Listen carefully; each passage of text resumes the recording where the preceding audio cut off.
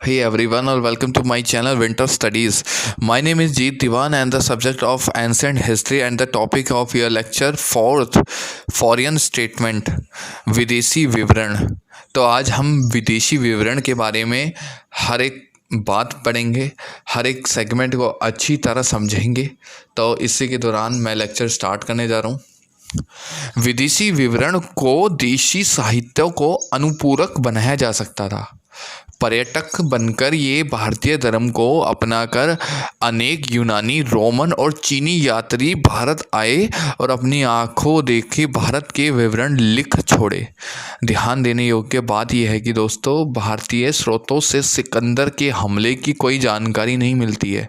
उसके भारतीय कारनामों के इतिहास के पुनर्निर्माण के लिए हमें पूर्णतः यूनानी स्रोतों पर आश्रित रहना पड़ता है। यूनानी लेखकों ने अपने 326 ईसा पूर्व में भारत पर हमले करने वाले सिकंदर महान के समकालीन के रूप में चंद्रगुप्त के नाम का उल्लेख किया है।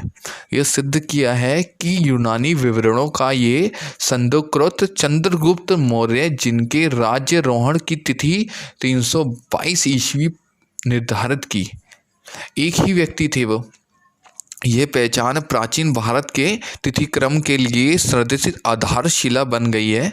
चंद्रगुप्त मौर्य के दरबार में दूत बनकर आए मैग्नीथिस की इंडिका उन उद्धरणों की रूप में ही संरक्षित है जो अनेक प्रख्यात लेखकों की रचनाओं में आए हैं। इन उद्धरणों को एक साथ मिलाकर पढ़ने पर न केवल मौर्य शासन व्यवस्था के बारे में ही बल्कि मौर्यकालीन सामाजिक वर्गों और आर्थिक क्रियाकलापों के बारे में ही मूल्यवान जानकारी मिलती है।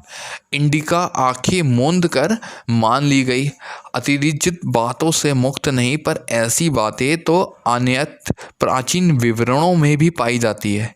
ईसा की पहली और दूसरी सदियों के यूनानी और रोमन विवरणों में भारतीय बंदरगाहों के उल्लेख मिलते हैं और भारत तथा रोमन साम्राज्यों के बीच होने वाले व्यापार की वस्तुओं की भी चर्चा मिलती है।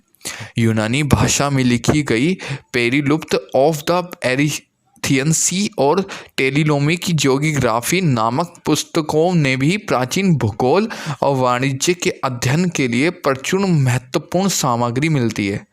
इनमें पहली पुस्तक 80 और 115 ईस्वी के बीच किसी समय किसी अज्ञात लेखक ने लिखी, जिसने लाल सागर, फारस की खाड़ी और हिंद महासागर में होने वाले रोमन व्यापार का वृत्तांत दिया है।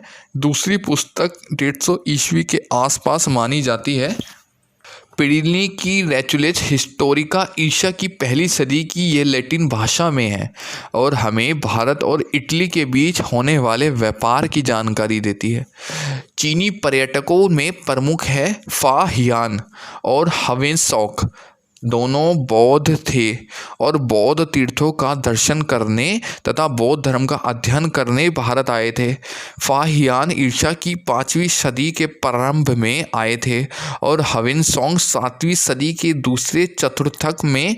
फा हियान ने गुप्तकालीन भारत की सामाजिक, धार्मिक और आर्थिक स्थिति पर प्रकाश डाला, तो ह्वेनसांग ने इसी प्रकार की जानकारी हर्षकालीन भारत के बारे में ही दी है। इसी के दौरान हमारा ये लेक्चर समाप्त होता है। Thank you.